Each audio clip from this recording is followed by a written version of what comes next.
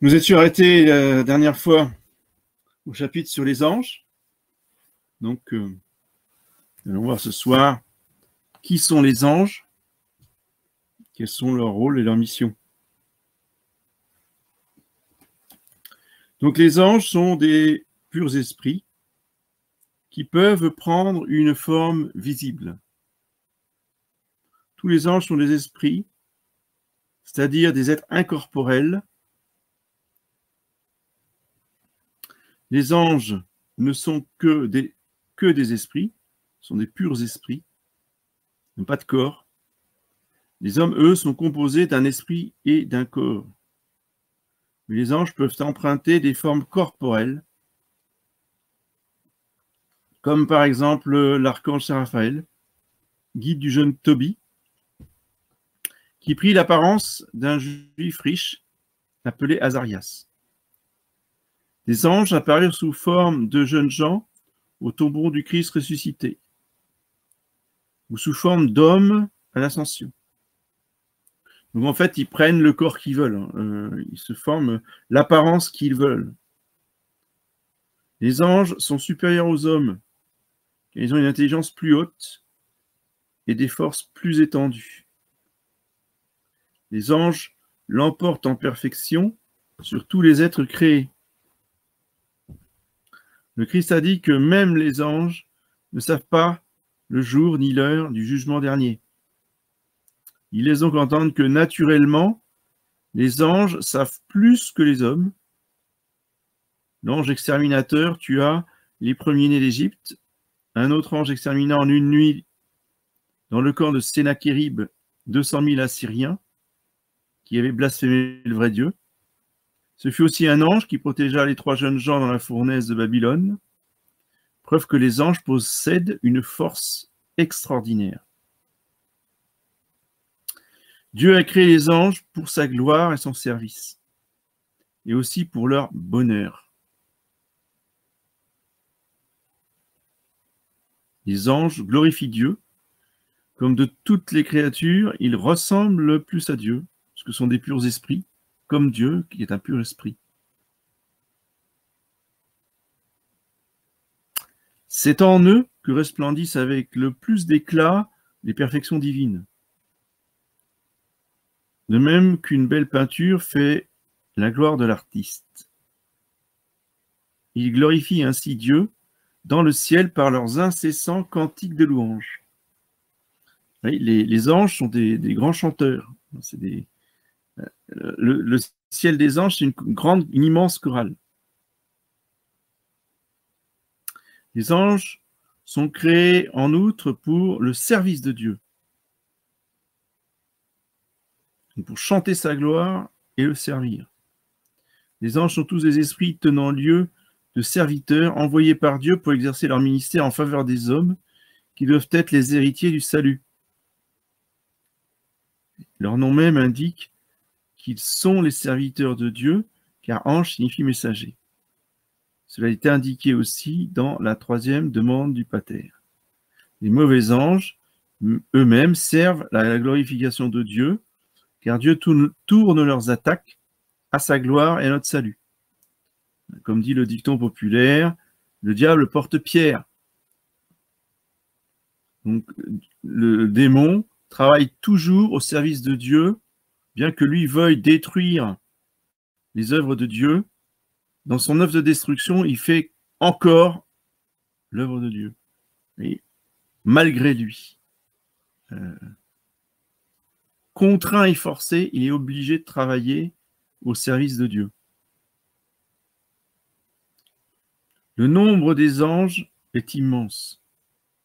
1 million d'anges, dit Daniel, dans sa description du trône de Dieu, le servaient, et 1000 millions assistaient devant lui. En outre, la Sainte Écriture parle souvent des armées célestes, ou de la milice céleste. Et le Christ, au jardin des Oliviers, disait que son Père pourrait envoyer à son secours 12 légions d'anges. Et la légion était composée de 6 000 hommes. Donc 12 fois 6 000, vous faites le calcul. Le nombre des anges surpasse celui de tous les êtres corporels, donc aussi celui de tous les hommes passés et à venir. Les anges, dit saint Denis l'Aréopagite, sont plus nombreux que les étoiles du firmament, que les grains de sable de l'océan, que les feuilles des arbres. Les anges ne sont pas tous égaux, ils sont divisés en 9 cœurs des anges. Les astres ne sont pas non plus tous égaux. Il y en a des plus ou moins volumineux. Il y a aussi parmi les ministres de l'Église une hiérarchie qui répond à la diversité de leur pouvoir. Le pape est le chef de l'Église, il est assisté de 70 cardinaux. Les évêques envoyés par lui gouvernent les diocèses et leurs coopérateurs, les prêtres administrent les paroisses. La hiérarchie des anges repose sur la variété des dons et des emplois conférés par Dieu à chacun de leur hiérarchie. Les uns sont destinés de préférence à le louer, les autres à le servir. Les plus proches du trône de Dieu sont les séraphins, c'est-à-dire les ardents, parce qu'ils sont tout embrasés de l'amour divin. En dessous d'eux viennent les chérubins, qui se distinguent par une grande connaissance de Dieu.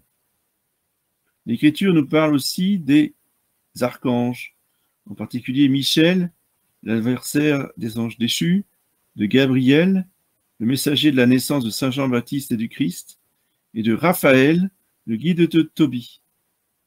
Il va sans dire que la hiérarchie subsiste chez les anges réprouvés. Alors, le terme d'archange pour Saint Michel, Saint Raphaël et Saint Gabriel est un terme générique. Ça ne veut pas dire qu'ils font partie du cœur des archanges. En fait, ils font partie du cœur des séraphins, puisque c'est Saint Raphaël lui-même qui dit à Tobie qu'il fait partie des 7 qui se tiennent toujours devant Dieu. Ce sont les 7 séraphins qui sont au sommet, voyez, et qui se tiennent toujours devant Dieu. Tous les anges étaient agréables à Dieu au moment de leur création, mais beaucoup d'entre eux péchèrent par orgueil. Ils furent pour cela précipités par Dieu dans un enfer éternel. Tous les anges avaient primitivement l'Esprit Saint en eux. En créant leur nature, Dieu y avait ajouté la grâce. On pouvait dire d'eux, comme de l'homme, la charité a été répandue en eux par l'Esprit Saint qui leur a été donné. Mais Dieu ne couronne que ceux qui ont combattu. Il fit pour les anges ce qu'il fit plus tard pour les hommes.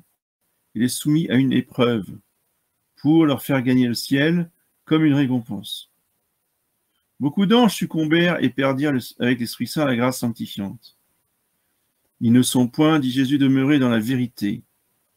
Ils voulurent être les égaux à Dieu, d'après cette allusion à leur crime faite par le prophète Isaïe. Comment es-tu tombé du ciel, Lucifer? Tu as dit dans ton cœur, je monterai jusqu'aux cieux et j'élèverai mon trône au-dessus des étoiles de Dieu. Je veux être l'égal du Très-Haut et tu es tombé dans les abîmes. Prophète Isaïe, chapitre 14, verset 12. Une grande bataille se livra dans le ciel entre Michel avec ses anges et Lucifer avec les siens. Et le démon fut précipité du haut du ciel avec ses anges, et ils ne parurent plus dans le ciel. En combattant contre les mauvais anges, les bons anges s'écriaient « Qui est comme Dieu ?» En hébreu, ça se dit « Mikaël ». Cependant, tous les démons ne sont pas continuellement en enfer. Beaucoup sont temporairement dans les airs, où néanmoins ils souffrent des douleurs de l'enfer. Le démon, dit saint Astère, fut puni comme le chien qui lâche la proie pour l'ombre. Les anges déçus s'appellent diables ou esprits mauvais. Et leur chef à tous ces diables s'appelle Satan ou l'adversaire. Satan, c'est-à-dire l'adversaire. Et son nom a été changé quand il a été précipité en enfer. Quand il était un ami de Dieu, quand il était encore en état de grâce, il s'appelait Lucifer. Mais depuis qu'il est tombé en enfer, son nom c'est Satan. Que les démons aient un chef, c'est ce qui ressort des paroles du Christ, qui au jugement dernier dira aux réprouvés, « Retirez-vous au feu éternel qui a été préparé au diable et à ses anges. » Le nombre des anges déchus est moindre que celui des anges fidèles. Leur chute fut si désastreuse parce qu'ils étaient très élevés dans la lumière, comme la gravité de la chute d'un homme est proportionnelle à la hauteur de l'étage où il tombe. Au dernier jour, les mauvais anges seront jugés et leur malice, ainsi que leur châtiment, sera révélé à tout l'univers. Contester l'existence des démons, c'est attaquer la foi chrétienne, et c'est refuser sa croyance aux paroles expresses du Christ. Les mauvais anges sont nos ennemis. Ils nous portent envie. Ils cherchent à nous induire au mal. Et ils peuvent, avec la permission de Dieu, nous nuire dans notre corps ou dans nos biens. Les esprits mauvais sont nos ennemis. Beaucoup de saints prétendent que les hommes prendront au ciel la place perdue par les anges. De là leur envie, la jalousie de voir une créature faite de limon prendre sa place fait plus souffrir le démon que les flammes de l'enfer. Impuissant contre Dieu, il tourne toute sa rage contre les hommes créés à l'image de Dieu. Un seul regard sur l'histoire des peuples montre que le démon veut dépouiller les hommes de tout, de la vraie religion, de la liberté, de la civilisation, de leur prospérité, de la paix, en un mot, de tous les biens. Le démon séduisit nos premiers parents et Judas. Il chercha même à faire tomber le Christ dans le péché. Il nuisit à Job dans ses biens et aux possédés de l'Évangile dans leur corps. Les paroles de Jésus-Christ montrent que les efforts de Satan portent surtout contre l'Église, contre son chef, contre ses ministres. Aussi le Sauveur dit-il à ses apôtres, « Satan a demandé à vous passer au crible comme le blé. » Satan, sachant en effet que les prêtres détruisent son règne et qu'ils seront un jour associés aux anges pour le juger, les persécute pour les ruiner. Le démon est comme un lion rugissant qui tourne autour des hommes, cherchant à les dévorer. Dieu donne à chaque homme, à sa naissance, un ange gardien, et Lucifer, appelé avec raison le singe de Dieu, envoie à chaque homme l'un de ses anges pour l'accabler de tentations durant sa vie. Il nous faut donc, comme les Juifs, employer à la reconstruction des murs de Jérusalem, tenir d'une main la truelle pour travailler et de l'autre le glaive pour combattre nos ennemis. D'une main on tient le chapelet, de l'autre on tient le crucifix. Le démon, toutefois, est incapable de nuire réellement à celui qui garde les commandements et refuse de pécher. Un chien à la chaîne peut aboyer contre tous les passants, mais ne peut mordre que ceux qui s'approchent. Le démon est ce chien car Dieu l'a enchaîné. Il peut influer sur notre mémoire, sur notre imagination, mais il n'a aucun pouvoir direct sur notre raison et notre volonté. Le démon, dit saint Augustin, peut nuire par persuasion, nullement par violence. Il est incapable de nous arracher un consentement. Il faut donc repousser énergiquement les mauvaises pensées inspirées par le démon. Résister à Satan, dit saint Jacques, et il fuira. On sait d'ailleurs comment Jésus-Christ chassa le démon, par les mots « Retire-toi, Satan ». Souvent, il est bon de chasser ces mauvaises inspirations simplement par le mépris. Ce mépris des tentations et du tentateur consiste à détourner son esprit vers d'autres pensées, sans trouble ni tristesse. Celui qui s'arrête à des pensées mauvaises s'approche du chien enchaîné et reçoit des morsures.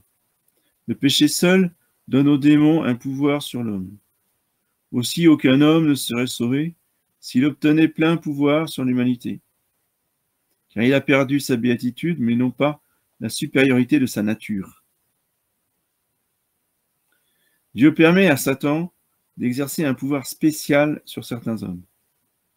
Dieu, en effet, a souvent toléré que pendant des années, les démons tourmentassent extraordinairement des âmes tendant à une haute perfection et favorisées particulièrement, afin de les humilier profondément et de les purifier complètement de leurs imperfections. Le chien enchaîné peut nuire à mesure que son maître allonge la chaîne. C'est ce que fait Dieu pour le démon quand il veut purifier ses élus. Dieu veut que sa puissance éclate davantage dans la faiblesse. Beaucoup de saints furent donc pendant de longues années continuellement obsédés par des légions de démons et tourmentés par des tentations extraordinaires.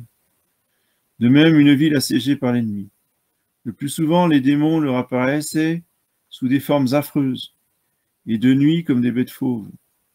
Ils torturaient leur ouïe par des mugissements et des propos obscènes, surtout pendant la prière, afin de les distraire ou de les en éloigner. Ils les battaient ou ils les jetaient par terre. Dieu, cependant, protégea toujours leur vie et leur épargna même les blessures, sans toutefois leur épargner la souffrance. Il les empêchait de manger, même de communier, en leur serrant les mâchoires. Il les accablait de maladies, d'oppression de la poitrine, de lassitude. Toutes ces maladies guérissables, beaucoup moins par les remèdes médicaux que par les bénédictions de l'Église. Mais ce qui était plus terrible, c'étaient les assauts contre les vertus théologales et morales. Les démons n'avaient pas de puissance directe sur les facultés de l'âme, mais ils pouvaient les troubler par l'imagination. De sorte que ces personnes étaient privées de leur liberté et commettaient quelquefois les actes les plus insensés. Quand elles revenaient à elles, elles n'avaient conscience de rien, mais se trouvaient fort humiliées de l'opinion du prochain. Il est évident cependant que ces actes n'étaient pas coupables. Ces attaques démoniaques s'appellent obsessions. Job les subit longtemps, de même que notre Seigneur au désert et durant sa passion, où il fut livré aux puissances des ténèbres. Puis saint Antoine l'Ermite, sainte Thérèse d'Avila, sainte Madeleine de Pazzi, le saint curé d'Ars, ces âmes pieuses savaient que Dieu ne laisse pas tenter l'homme au-dessus de ses forces. Il ne permet aux démons que ce qui peut servir aux âmes. Elles se résignaient à la volonté de Dieu et elles chassaient Satan par leur courage pour un temps assez long. Aux démons qui menaçaient sa vie, sainte Catherine de Sienne répondait « Faites à votre gré ce que Dieu veut, je le trouve bon. » Ne voyez-vous pas, disait sainte Marie-Madeleine de Pazzi, que vous me procurez un splendide triomphe? Vous êtes des lâches, leur criait saint Antoine, de venir en si grand nombre. Opposez au démon un courage de lion, et il deviendra un lièvre timide. Soyez un lièvre timide, et le démon sera un lion. Les démons sont aussi mis en fuite par l'invocation des noms de Jésus et de Marie, par le signe de la croix, par l'eau bénite, par les reliques, par la prière, la fréquentation des sacrements, par les exorcismes. Plus ces tourments des âmes pieuses sont grands, plus extraordinaire est aussi le secours divin. Dans ces épreuves, elles ont des révélations, des apparitions d'anges et de saints. En ces affaires qui ont déjà souvent donné lieu à des impostures, l'Église procède avec une grande prudence, on pourrait dire même avec une grande méfiance. Cependant, regarder comme impossible et railler tous les événements que nous rapporte la vie des saints, les leçons du bréviaire, c'est faire, qui que l'on soit du reste, preuve de beaucoup de légèreté. Les mondains, hélas, n'ont pas lieu de craindre ces assauts. Le démon les méprise, certain de les avoir tôt ou tard dans sa puissance. Il n'effrayant que des âmes saintes, et tourmente ceux qui vivent selon l'esprit, mais non pas ceux qui vivent selon la chair. Souvent aussi, Dieu permet aux démons de châtier durement et de tromper des hommes vicieux ou incrédules. Les corps des hommes qui, par leur vice, avaient entièrement livré leurs âmes à Satan, ont souvent été occupés par les démons, comme une ville prise par l'ennemi. Cet état s'appelle la possession. Il y eut beaucoup de possédés au temps de notre Seigneur. Par suite de leur possession, ils étaient muets, aveugles, fous furieux. Le Fils de Dieu avait un dessein spécial en permettant à Satan de faire ostentation de sa puissance au moment de son incarnation. Lui, le lion de Juda, voulait révéler la faiblesse de son adversaire, l'existence du monde des esprits et prouver sa mission divine par l'obéissance que lui témoignaient les esprits mauvais. Des obsédés et des possédés qui ont à souffrir du démon contre leur gré, il faut distinguer ceux qui ont continuellement le démon en eux, parce qu'ils ont conclu un pacte avec lui. C'est un cas qui ne se présente plus guère que chez les païens. Dieu permet à Satan de tromper les adeptes du spiritisme, et je rajouterai du magnétisme, pratique qui consiste à adjurer les esprits pour apprendre des secrets, pour le spiritisme, et pratique qui consiste à invoquer implicitement les démons pour guérir les gens. Souvent, les séances du spiritisme ne sont que des impostures et occasionnent l'immoralité. Dieu, par un juste retour de sa justice, permet dans ces circonstances des choses si extraordinaires que la curiosité est piquée davantage et que l'on est enserré plus étroitement dans les pièges du démon. Alors aujourd'hui, on appelle ça les mentalistes. Donc, ils font des spectacles, enfin, c'est toujours les mêmes impostures, c'est toujours les mêmes jongleries démoniaques, les tours de magie démoniaque, mais on appelle ça d'un autre nom, et ça trompe mieux son monde. On appelle ça donc des mentalistes. Autrefois, on appelait ça tout simplement des magiciens. Donc, ces prodiges sont l'opération des esprits mauvais, nullement des bons anges, qui jamais ne se prêtent à la révélation des secrets uniquement pour satisfaire la curiosité des hommes ou leur amour-propre. Très souvent, ces prétendus secrets révélés sont faux, car le démon est le père du mensonge. Les spirites sont exposés à perdre la santé et la tranquillité de l'âme. Beaucoup d'entre eux ont payé cette mauvaise passion de leur vie, ou bien ont été entraînés dans leurs illusions aux plus grands crimes, aux plus grandes folies. Oui, parce que donc la sorcellerie, le spiritisme, l'invocation des démons, entraînent dans la folie, on perd la raison. On finit par perdre la raison. Les anges qui sont restés fidèles à Dieu voient Dieu face à face et le louent durant toute l'éternité. Jésus, parlant des anges gardiens, des enfants, dit « Leurs anges dans le ciel contemplent toujours la face de mon Père qui est dans les cieux. » Les séraphins chantent le Dieu 3 fois saint. Les anges bénirent Dieu dans la campagne de Bethléem. Gloire à Dieu au plus haut des cieux. Les degrés de leur connaissance et de leur amour de Dieu diversifient ainsi leur manière de louer Dieu. Les bons anges sont représentés sous forme d'enfants parce qu'ils sont immortels, donc d'une éternelle jeunesse. Avec des ailes, parce que dans le service de Dieu, ils sont rapides comme la pensée. Avec des visages doubles, à cause de leur science profonde. Avec des harpes, parce qu'ils louent Dieu. Avec des lys, à cause de leur innocence. Avec une tête sans tronc, parce qu'ils sont esprits. Ils sont tout près des autels, parce qu'ils assistent invisiblement au sacrifice. Les saints anges sont d'une éclatante beauté. La vue d'un ange, dans toute sa beauté, aveuglerait par son éclat, dit sainte Brigitte.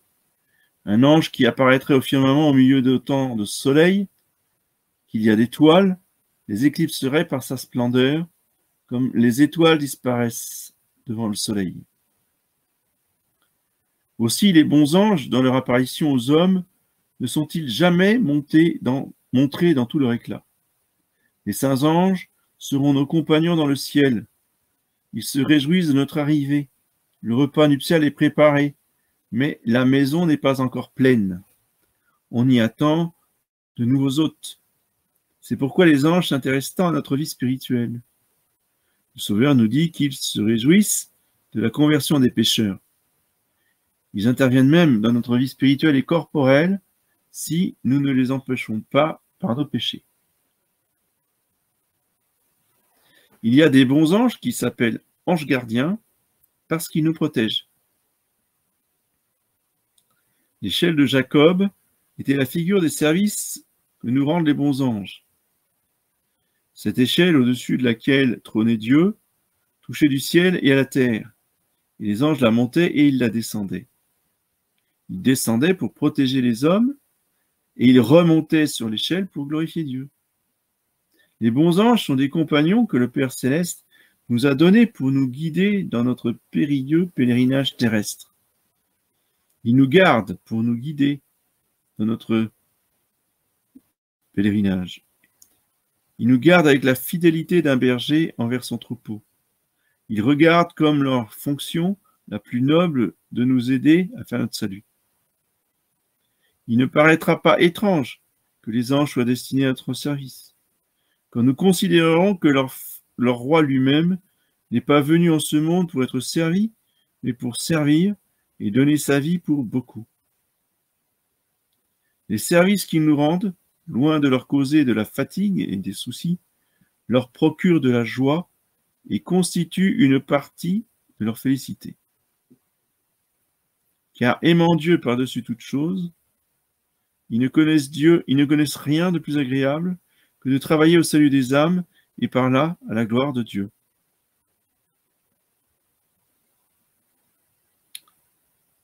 Donc les docteurs de l'Église pensent que chaque homme a son ange gardien. La dignité d'un ange dépend de la dignité de celui qui est confié à ses gardes. Les simples fidèles ont un ange gardien d'un degré inférieur. Les prêtres, les évêques en ont un d'un degré plus élevé. Et le pape, un des esprits les plus puissants de la cour céleste. Et on pense que c'est Saint Michel. Il en est de même des rois, des princes et des autres autorités de la hiérarchie civile. Du reste, ce n'est pas seulement chaque individu qui a son ange gardien. Les villes ont leur ange gardien. Les nations ont leur ange gardien. L'ange gardien de la France, je vous le rappelle, c'est Saint Michel Archange. Les familles ont un ange gardien. Les paroisses ont un ange gardien. Les communautés, les associations ont un ange gardien, etc., etc.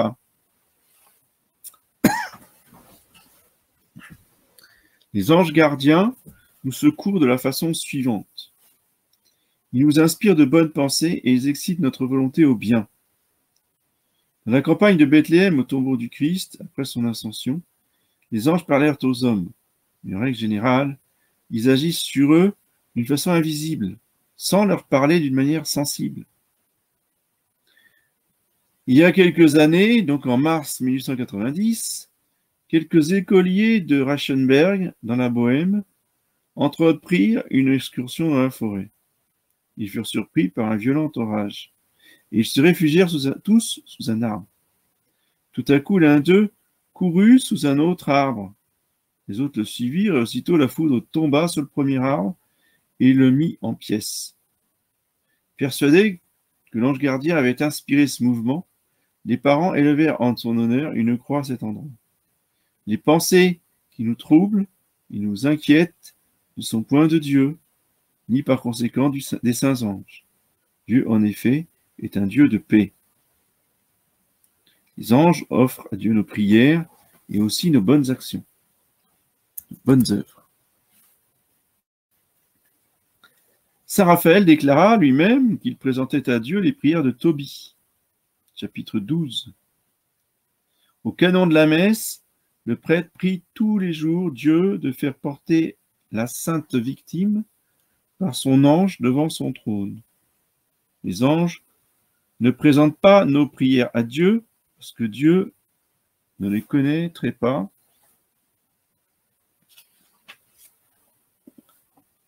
Sans cela, il connaît toutes choses avant qu'elles soient, mais il présente nos prières à Dieu afin de rendre nos prières plus efficaces en y joignant les leurs.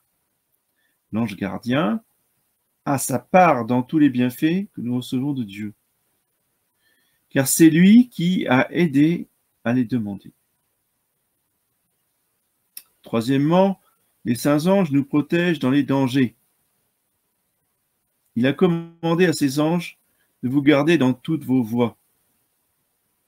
Les exemples de protection signalés par les anges sont les 3 jeunes gens dans la fournaise, Daniel dans la fosse au lion. L'ange gardien a surtout la puissance d'écarter de nous les embûches du démon, car les mauvais esprits sont sous la domination des bons anges, comme saint Raphaël le prouva dans l'histoire de Tobie. L'apparition du bon ange suffit pour mettre en fuite le démon. Cela provient de la participation au gouvernement du monde que Dieu accorde à ses créatures selon le degré d'union qu'elles ont avec lui. Les créatures parfaites ont une influence sur les êtres inférieurs et imparfaits. Or, la plus haute perfection étant la vision de Dieu, il s'ensuit qu'un ange d'ordre inférieur a sous sa domination un esprit mauvais d'un ordre supérieur. Cependant, les bons anges n'écartent point de nous les embûches du démon qui doivent servir au salut de notre âme. Un bon chrétien invoquera donc son ange gardien, notamment avant un voyage, et spécialement dans la prière du matin. Les bons anges révèlent souvent aux hommes la volonté de Dieu. Un ange intervient au sacrifice d'Abraham. L'archange Saint Gabriel fut le messager de Dieu près de Zacharie et de la Vierge Marie. Zacharie, donc le père de Saint Jean-Baptiste. Toutes les révélations et les apparitions des anges troublent et effrayent d'abord. Ensuite seulement, elles remplissent l'âme de joie et de consolation. Quelle ne fut pas, à l'apparition des anges, la frayeur de Tobie, de Zacharie, de Marie, des bergers, même des saintes femmes, matin de Pâques. Les anges eux-mêmes furent obligés de les rassurer. Le démon agit autrement. Il tranquillise d'abord. Le trouble et la terreur viennent ensuite. Les bons anges apparaissent toujours sous la forme humaine. Le démon sous des formes diverses, notamment sous la forme de bêtes. Ils empruntent même l'apparence des anges de lumière, de la Sainte Vierge, de Jésus-Christ ou de Saint Joseph. En règle générale, ils apparaissent pour les séduire, à ceux qui, par orgueil ou par curiosité, recherchent des choses extraordinaires.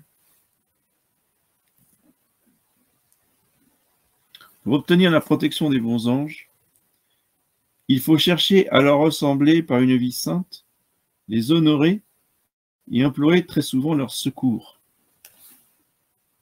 L'expérience prouve que les petits enfants sont l'objet de la protection spéciale de l'ange gardien.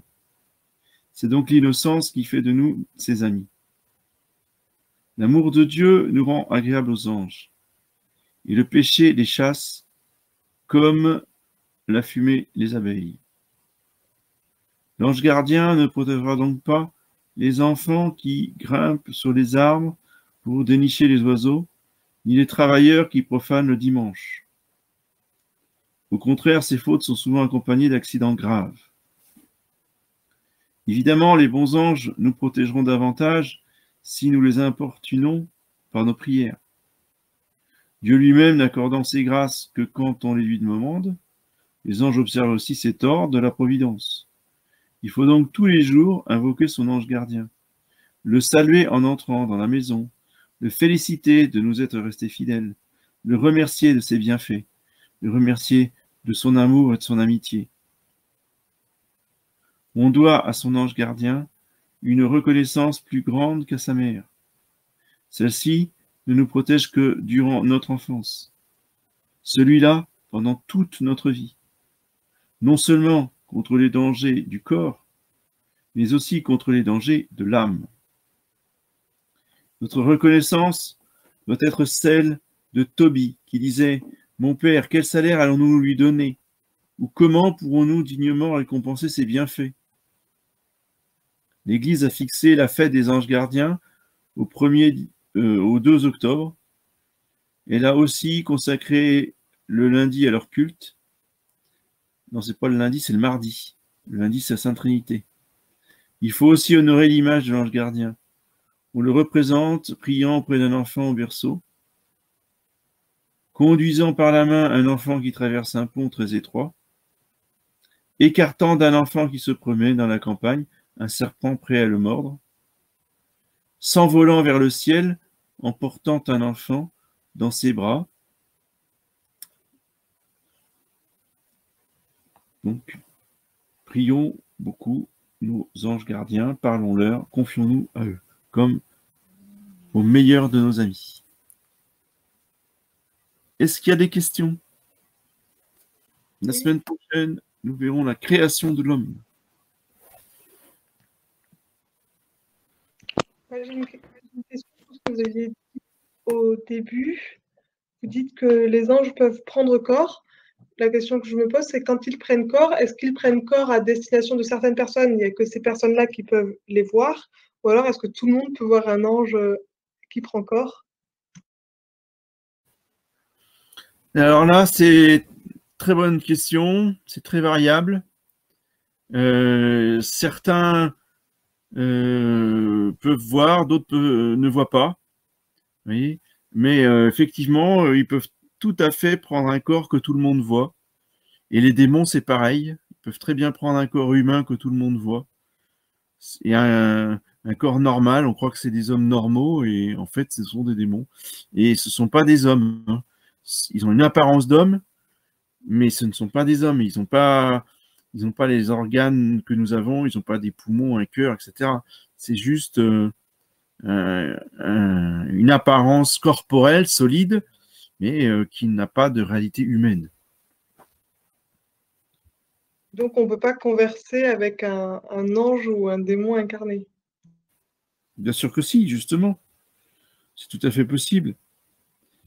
Puisque la preuve, c'est que quand Saint Raphaël apparaît à Tobie, il apparaît comme un homme ordinaire. Hein. On dit il se fait appeler Azarias, et donc Tobie est persuadé jusqu'à la fin qu'il a affaire à un homme normal. Oui, donc il a conversé pendant tout le chemin avec lui. Merci, monsieur l'abbé. Monsieur l'abbé, vous allez sûrement me dire que c'est pas une source très fiable, mais j'ai trouvé sur Wikipédia que l'archange le plus puissant, c'est Saint Gabriel, en raison du fait qu'il a annoncé le plus grand de tous les événements, c'est-à-dire l'incarnation du Verbe de Dieu. Qu'est-ce que vous en pensez? C'est la première fois que j'entends ça, mais c'est pas impossible du tout. Effectivement, ça se tient. C'est cohérent. D'accord. Et aussi, monsieur l'abbé, j'ai une autre question. Pourquoi est-ce que les 4 autres archanges sont très peu mentionnés aujourd'hui? Enfin, ou voire inconnus? Lesquels? C'est-à-dire ceux qui sont après Saint Raphaël, Saint Michel et Saint Gabriel. Ah Il oui, y en a, d'accord. il y Oui, en a un, parce que c'est leur Uriel. nom, tout simplement, leur nom n'est pas dans l'Écriture sainte.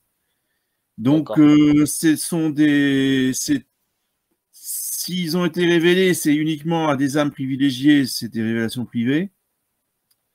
Et donc, l'Église a demandé à ce qu'on ne donne aucun nom aux 4 autres. C'est l'Église qui a demandé. C'est le magistère qui a demandé qu'on ne les prie pas sous des noms spéciaux. d'accord. Donc en fait, parce que comment la tradition orthodoxe en cite 4, la tradition juive en cite d'autres, mais en fait, c'est pas, enfin, faut pas prendre ça comme référence, quoi. Pour l'instant, non. D'accord. Pour l'instant, non. Maintenant, il n'y a pas que les orthodoxes, hein. Il y a une église en Allemagne qui honore justement sous chacun de leurs noms les 7 séraphins. Mais encore une fois, c'est particulier, c'est local. C'est pas pour l'Église D'accord. universelle. Alors peut-être que l'Église, peut-être que le magistère, plus tard, tranchera la question, hein, et officialisera le nom des 7 séraphins. Mais pour l'instant, c'est pas le cas. D'accord, merci monsieur l'abbé. Monsieur l'abbé, quand on dit que les anges sont d'une éclatante beauté, on ne parle pas de leur forme, la forme corporelle qu'ils peuvent emprunter, on parle bien de la beauté de l'esprit qui serait visible. Enfin, je ne comprends pas bien ce que ça veut dire. Ça veut dire les deux, hein. Ça veut dire que quand ils prennent un corps pour apparaître aux hommes, ils sont absolument magnifiques. C'est-à-dire que c'est d'une beauté qui n'est pas de la terre. Et le même ange ne prend toujours qu'une seule et même forme corporelle, ou il peut changer d'apparence? Il prend l'apparence qu'il veut. Il peut très bien changer l'apparence, bien sûr. Il peut apparaître comme un petit enfant, il peut apparaître comme un homme, il peut apparaître comme un jeune homme. Il fait comme il veut, hein. J'ai une seconde question. C'est par rapport au mentalisme, où les mentalistes ont plutôt l'air de mettre ça sur le dos d'une grande mémoire, d'une intelligence, de l'observation des gens, voilà, des personnes qui sont autour. Donc, à quel moment c'est quelque chose de démoniaque? Est-ce que ça veut dire qu'ils ont des pratiques sataniques? Ou est-ce qu'on ne peut pas être mentaliste sans avoir de lien spirituel avec les mauvais esprits? Alors oui, bien sûr, hein, ils mettent ça sur le dos de leur super faculté. Et c'est exactement la même chose avec les magnétiseurs. Ils vont vous dire qu'eux, ils ont le don. Hein, c'est l'expression qu'ils utilisent. Moi, j'ai le don, j'ai reçu le don, on m'a donné le don, et je transmettrai le don à mes enfants. Et ils ont des dons super puissants, surhumains, que vous n'avez pas évidemment. Tout ça, c'est de l'esbrouf. C'est la poudre aux yeux. Derrière, c'est toujours le démon qui agit et qui se cache. Vous voyez, derrière, c'est soi-disant pouvoir. Pour mieux vous faire comprendre, j'ai un exemple vécu qu'un vieux prêtre m'avait raconté quand j'étais enfant. Ça se passait dans une paroisse, hein, catholique avant le concile. Et vous savez, dans les années 50, hein, les prêtres, ils étaient très séduits par le cinéma pour les enfants, pour les occuper le mercredi, etc., pour faire toute une sorte d'activités, de théâtre et compagnie. Et là, il y avait un curé qui voulait occuper, donc, pour une kermesse ou je ne sais quoi, il a fait venir un magicien, prédigitateur, enfin bref, vous voyez, les gars qui fait des tours, il disait, mais ça c'est innocent, c'est des trucs, vous voyez, c'est de l'habileté. Il fait apparaître des pigeons, il fait disparaître dans un mouchoir, c'est formidable. Hein, ça peut pas être le démon. Et donc ils avaient donné un rendez-vous au magicien, par exemple, à 14h, je dis n'importe quoi, hein. Mais c'est pour faire comprendre, en début d'après-midi, le spectacle devait commencer à 14h. Et ils ont attendu 1 heure, le magicien, qui est arrivé à 15h. Et il est arrivé, le sourire aux lèvres. Et puis le curé de paroisse s'est dit, mais vous avez vu l'heure qu'il est? Ça fait 1 heure que tous les parents vous attendent, il y a tous les enfants, tout le monde est là, et on vous attend depuis 1 heure. Et le magicien dit, bah non, je suis désolé, mais moi je suis à l'heure. Regardez vos montres, il est 14h. Et tout le monde dans la salle a regardé sa montre, alors que 5 minutes avant, elle disait 15h. Quand ils ont regardé leur montre, toutes les montres disaient 14h. Bon, bah, je suis désolé, là, il n'y a pas de truc. Ça, c'est purement démoniaque. Et du coup, le curé a compris. Il a dit, bon, ça va, j'ai compris. Outreix, avec le démon, il l'a renvoyé, il n'a pas fait son spectacle. Mais voilà, c'est un exemple comme un autre que Dieu a permis pour montrer que c'est bien le démon qui est derrière ces gens-là. Aussi innocent paraissent-ils, hein. Si c'est pas du divertissement, c'est de la magie, c'est l'utilisation des démons. J'ai une dernière question et après je vous laisse tranquille. Est-ce qu'il peut y avoir de fausses guérisons au nom de Jésus? Est-ce qu'il peut y avoir des... Voilà, bon, c'est dans la question. Est-ce qu'il peut y avoir des fausses guérisons dans le nom de Jésus? Mais bien sûr, le monde charismatique est rempli de fausses guérisons au nom de Jésus, hein. C'est-à-dire que le problème, c'est pas le nom de Jésus, le problème, c'est quelle est la doctrine qui est approuvée par le miracle. Donc, il ne s'agit pas de savoir si ils ont prié Jésus, ils ont prié Marie, et « Oh, elle est guérie, oh, c'est formidable, elle se met à marcher. » Bon, très bien. D'accord, mais l'Église, elle va dire, bon, mais quelle est la doctrine que vous enseignez? Est-ce que la doctrine que vous prêchez est catholique ou pas? Vous prêchez la foi ou vous prêchez une doctrine hérétique? Si la doctrine est hérétique, vous pouvez être sûr que le miracle en question, avec des guillemets, vient du démon. Merci. Voilà, bah écoutez, il est 10 heures passées. Je vais vous dire bonsoir, c'était une sainte nuit, et vous dire à mardi prochain pour l'exorcisme et le catéchisme.